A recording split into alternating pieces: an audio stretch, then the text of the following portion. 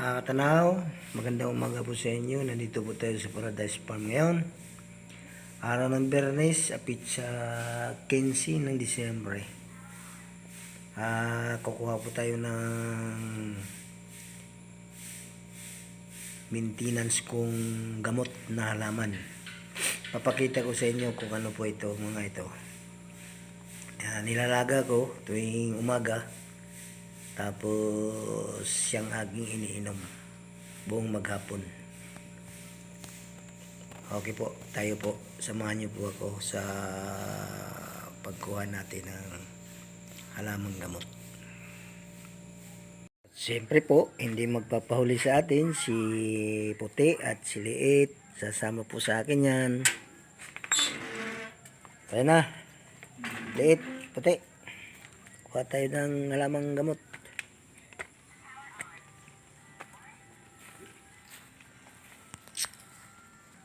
Ayan po, nangunguna po si Uling, saka si Puti, at nandito po si Liit.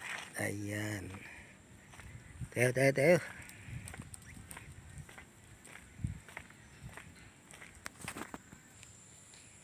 Ito po yung isang hinahalo ko sa paglaga. Ito po ay kalamyas. Kalamyas po ito. Kung sa Bisaya, ang tawag dito ay kamyas. Kukuha po tayo ng dahon nito, mga 3 piraso, 4. Yan, pitas po tayo ng 4 na pirasong dahon.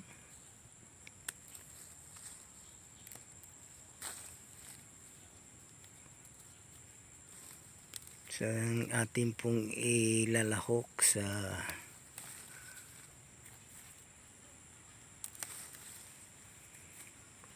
yan, 4 po. Pagka medyo pakiramdam nyo, kunti-kunti lang, dagdagan pa nyo ng isa pa. Kasi mayroong maliit na dahon, mayroon namang malaking dahon. Kaya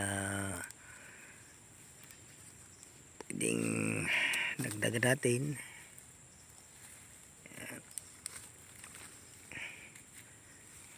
Kahirap po yung walang tagahawak ng cellphone natin, walang cameraman. Ito po, mayroon na po tayong nakuha. Kukuha naman tayo ng iba pa. Ito po yung isang uri ng halamang gamot. Ito po yung sinasabing sambong. Ayan, kuha po rin tayo dito. Ito po ay karami ring kagamutan. Gamot sa diabetes, sa kidney, sa mga lamig-lamig sa katawan. Ito po ay pinaglalahok ko. Pinaghalo ko sa paglalaga. Basta tansahan na lang po ang ating pagkuha.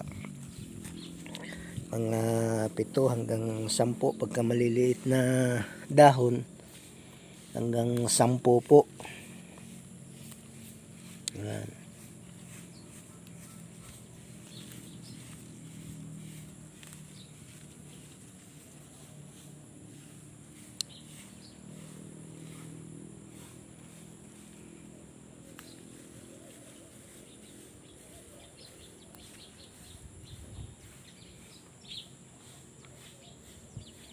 Ito po mga katanaw, kuha na po tayo.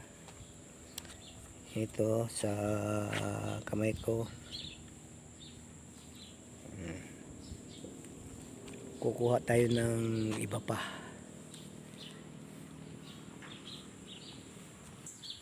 Ito naman po yung guyabano. Karaniwang halaman lang po ito at kinakain rin natin tong mga bunga nito. Matamis rin tong bunga nito. Mayroon namang, kung hindi sweets, mayroong maasim-asim na matamis-tamis. kuha rin tayo nitong dahon nito, mga 10 piraso.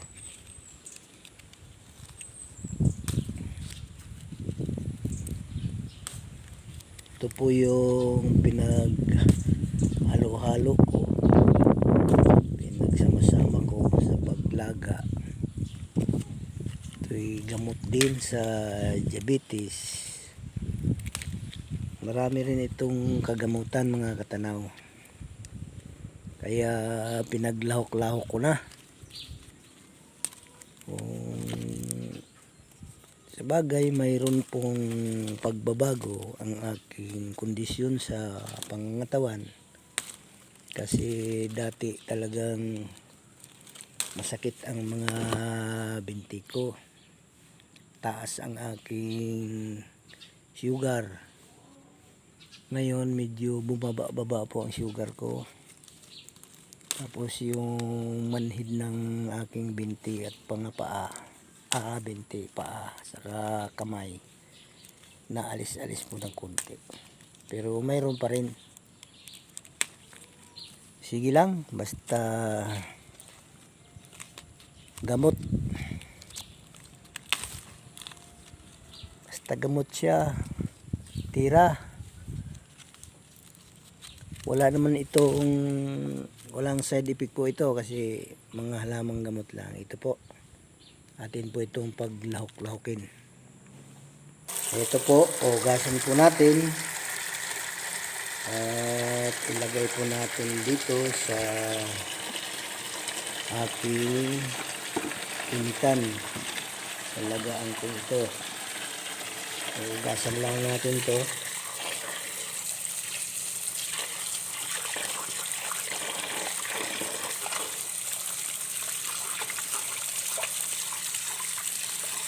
Malis lang yung mga galbok-galbok po nila.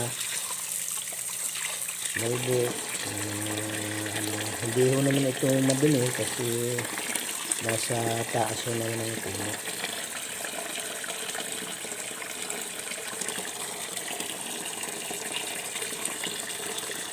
Ito po, iniinit na po natin. Hintayin lang po nating kumulo ito.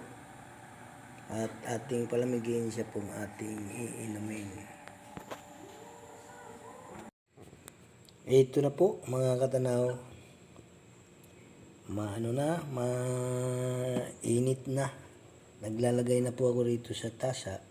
Yan, pinalamig-lamig ko.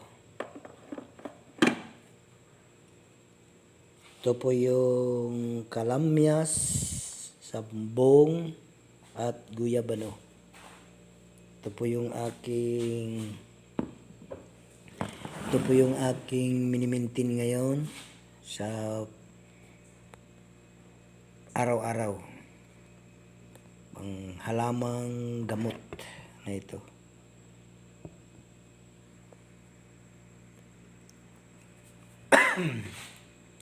Medyo mainit-init pa po. Maraming po salamat sa inyo mga katanaw. Ako po ay muling magpapaalam na po sa inyo. Sa susunod naman ng aking ibibideo kung ano namang makita ko dito sa farm at sa mga halamang gamot. Merry Christmas na lang po sa inyong lahat na mga ka-friends ko sa Facebook, sa YouTube at sa Reels. Shout out po sa lahat, sa inyong lahat. Merry Christmas, Happy New Year. Yung mga babagong nanood nito sa aking mga binablog, paki-subscribe naman po sa channel ko sa YouTube, Katanaw Joe Ulais. Yan po. At pakipindot na yung bell sa tabi para masubaybayan po talaga nyo yung aking mga binablog tungkol dito sa farm namin at sa mga halamang gamot. Maraming pong salamat. Bye-bye po sa inyong lahat. Bye-bye.